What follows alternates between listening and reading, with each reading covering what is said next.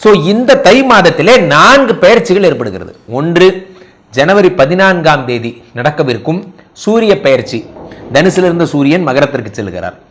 அடுத்ததாக புத பெயர்ச்சி. புத பகவான் உங்களுக்கு 19ஆம் தேதி அவரும் தனுசிலிருந்து மகரத்துக்கு செல்கிறார். செவ்வாய் என்னடானா வக்ரமாகி கடகத்திலிருந்து மிதுனத்துக்கு செல்கிறார் 18ஆம் தேதி.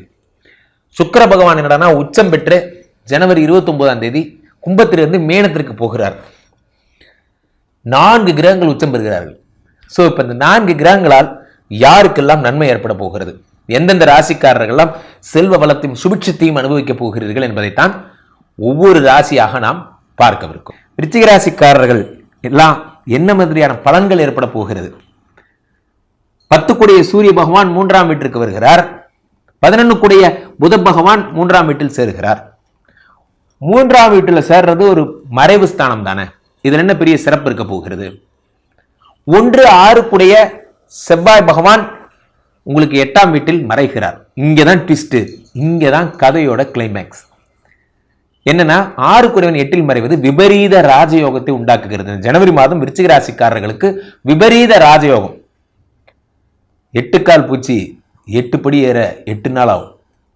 10 ரூபா ராக்கெட்டு 10 வச்சோன்னா பறந்து போயிடும். விருச்சிக ராசிக்காரர்கள் எப்போ சம்பாதிப்பாங்கன்னு அவங்களுக்கே தெரியாது. திடீர்னு பார்த்தா அவங்க அக்கௌண்ட்டில் 5 லட்சம் இருக்கும். திடீர்னு பார்த்தா அவங்க அக்கௌண்ட்டில் ஒன்றுமே இருக்காது. அவங்களுக்கு எப்போ பணம் வரும்னு அவங்களுக்கே தெரியாது. அதான் விருச்சிக ராசி. நீங்களே கீழே கமெண்ட்டில் போடுங்க. விருச்சிக ராசிக்காரர்களுடைய சிறப்பே என்னன்னா அவங்களுக்கு எப்போ பணம் வரும்னு அவங்களுக்கே தெரியாது. பண யோகமே அப்படிதான்.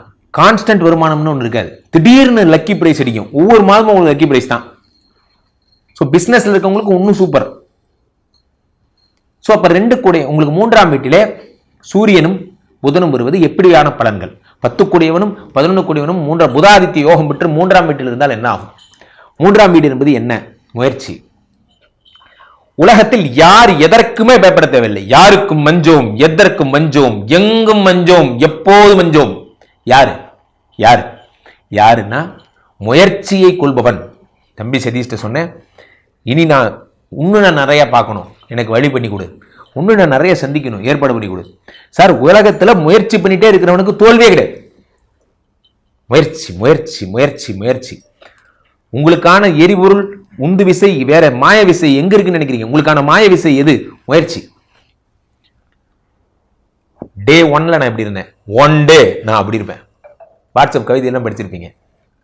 உங்களை நீங்கள் சிங்கமாக உணருங்கள், உங்களை நீங்கள் பிறையாளா உணருங்க.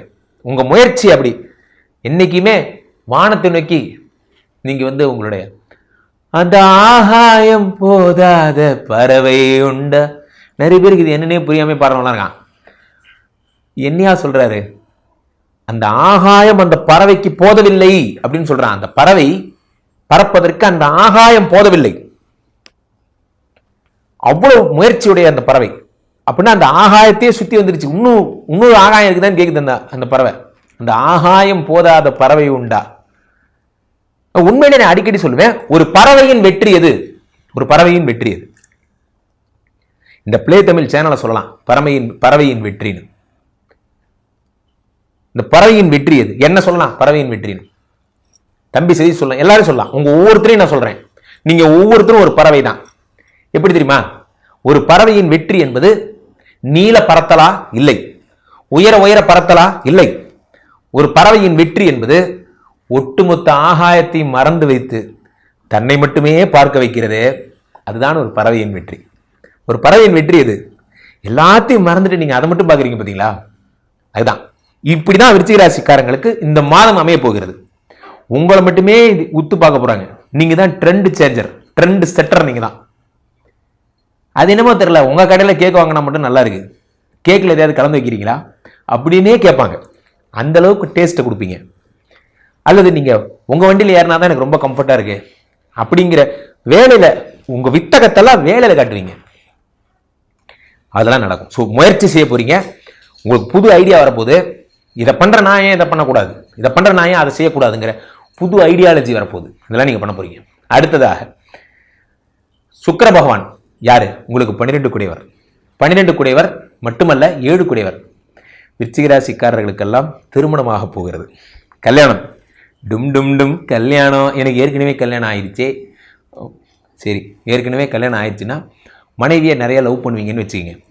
அடப்போ சார் 10-20 வருஷமா அவளையே தான் லவ் பண்ணிட்டு இருக்கோம் சார். நல்லா புரிஞ்சுங்க, என்னைக்காவது நம்மளோட தங்கச்சிட்ட நம்ம ஒய்ஃப் பேசுறா, யோசிச்சு பாருங்க சார். நம்மளோட தங்கச்சிட்ட நம்ம ஒய்ஃப் பேசுறா, நம்ம என்னைக்காவது கோவப்பட்டிருக்கோமா? அவளோட தங்கச்சிட்ட நம்ம பேசினா மட்டும் அவ கோவப்படுறா.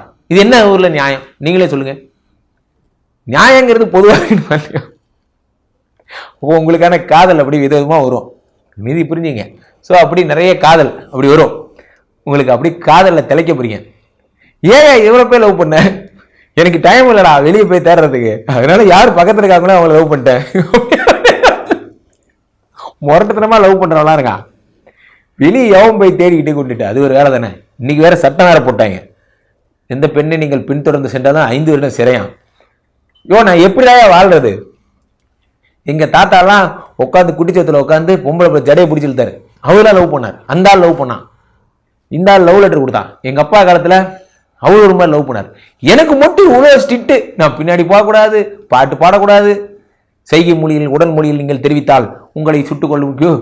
ஏன்டா மனுத்த கொஞ்சம் கொஞ்சம் சிரிக்கிறதே இந்த விஷயத்துலதான், அதுலயும் ஒரு லாரி மண்ணலி போடுறீங்க. ஸோ ஒன்றும் சொல்றதுக்கு இல்லை. 7 கூடையவன் உச்சமடைகிறான், வேற வழி இல்லை. இவங்களையே கொஞ்சம் டெக்கரேஷன் பண்ணி ஃபர்ஸ்ட்ல இருந்து லவ் பண்றதா நினைச்சு லவ் பண்ணுங்க, அப்படியே வாழ்ந்துக்க வேண்டியதான்.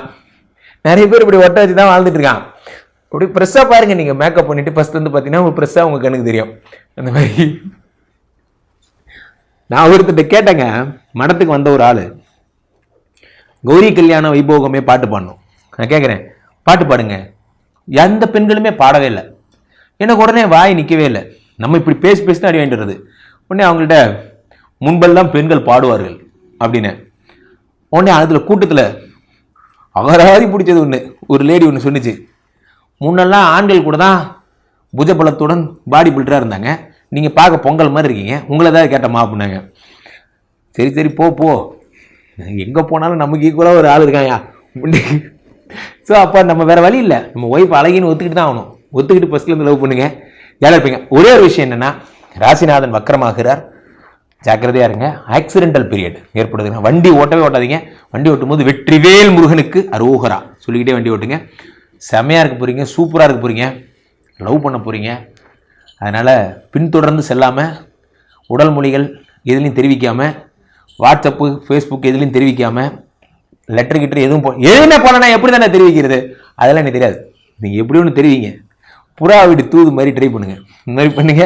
கூட போயிட்டு இருக்கிற இந்த நம்பருக்கு ஃபோன் பண்ணி உங்களுடைய சொந்த ஜாதகங்களை புக் பண்ணிக்கோங்க.